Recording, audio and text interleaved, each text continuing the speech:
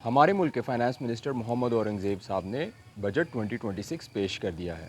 اس budget کی کل قیمت 17.6 ٹریلین روپیز بنتی ہے۔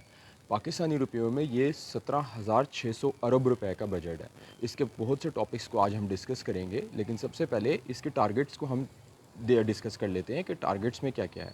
سب سے پہلا ٹارگٹ ان کا یہ ہے کہ جو فسکل ڈیفیسٹ چل رہا ہے پاکستان کا، وہ 3.9% پر لے کے آیا جائے گا، جبکہ جی ڈی پی اس کو 4.2% پہ سیٹ کیا جائے گا، اور جو ایوریج انفلیشن ریٹ ہے اس کو 8.4% سے بڑھنے نہیں دیا جائے گا۔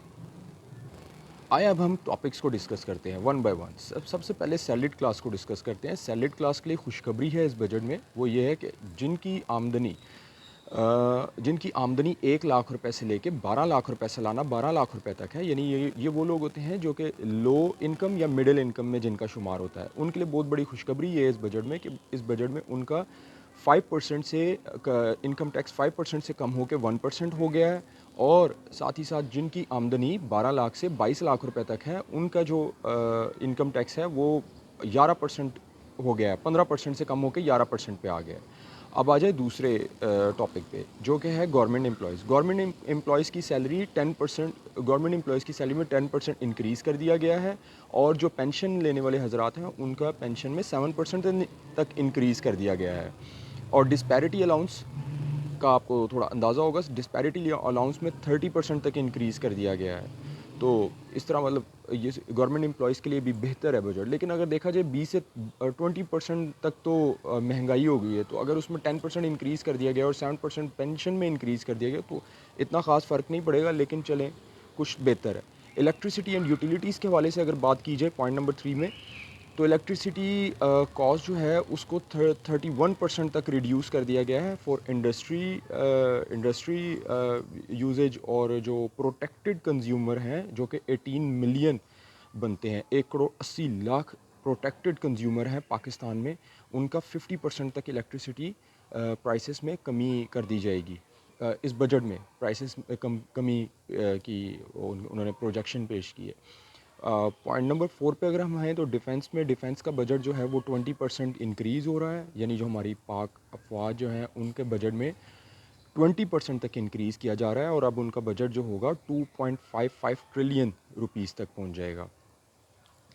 اچھا، اور اس کے ساتھ ساتھ اگر ہم دیکھیں ہمارے ملک میں دیکھیں 17.6 ٹریلین روپیز کا بجٹ ہے ٹوٹل، 17.6 ٹریلین روپیز، جو کہ 17 خرب اور 600 ارب روپے کا بجٹ بنتا ہے پاکستانی روپیوں میں۔ اس میں سے میں یہ دیکھ رہا تھا کہ جو ہمارے ڈیٹس ہیں، جس کی مطلب ڈیفنس، اور اس کے بعد ہم ڈیٹ کا اگر ذکر کرتے ہیں تو 8.2 ٹریلین روپیز خالی ہمارا ڈیٹ کی نظر جاتا ہے۔ مطلب 17 ٹریلین کے بجٹ میں سے 8.207 ٹریلین روپیز، یعنی آدھا بجٹ ہم نے سود کی ادائیگیوں میں دے دینا ہے۔ اس کے علاوہ فری لینسرز کی اگر ہم بات کریں ٹاپک نمبر 5 میں، تو فری لینسرز کے لیے اچھا ہے۔ فری لینسرز کے لیے یہ ہے کہ انہوں نے ٹیکس بینیفٹ دیے ہیں، اور 9 to 5 employees face stagnant and salaries and increase deduction, تو وہ اس کے لیے بہتر ہے۔ فری لینسرز کے لیے انہوں نے ٹیکس میں کافی چھوٹ دے دی ہے۔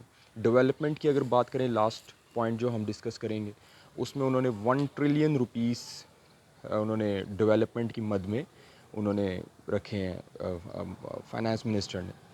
تو یہ تھا ہمارا ٹوٹل بجٹ۔ یہ بجٹ عام آدمی کے لیے ریلیف ہے یا صرف ایک کاغذی آرائش؟ تو اس کو اگر اب بجٹ آنے کے بعد بیسکلی دیکھیں، میرا یہ ہے کہ دیکھیں بجٹ آ رہا ہے، اس میں بہت سی جیسا سیلڈ کلاس کو چھوٹ دے رہے ہیں، 5% سے 1% کر رہے ہیں ٹیکس، لیکن اس کے ساتھ ساتھ جب ہم دیکھتے ہیں کہ مہنگائی کی شرح جو ہے وہ 20% تک انکریز ہو رہی ہے، مہنگائی 30% تک انکریز ہو رہی ہے، تو یہ اس کے مطابق تو دیکھا جائے تو اب کچھ بھی نہیں ہے۔ اور اگر ہم دیکھیں گورنمنٹ امپلائیز کی بھی بات کی جائے تو گورنمنٹ امپلائیز اس چیز پہ بہت زیادہ فوکس تھی، اور بہت زیادہ کہہ لے پرزور تھی کہ ہمارا 100% انکریز کیا جائے سیلری میں، جبکہ انہوں نے صرف 10% انکریز کیا۔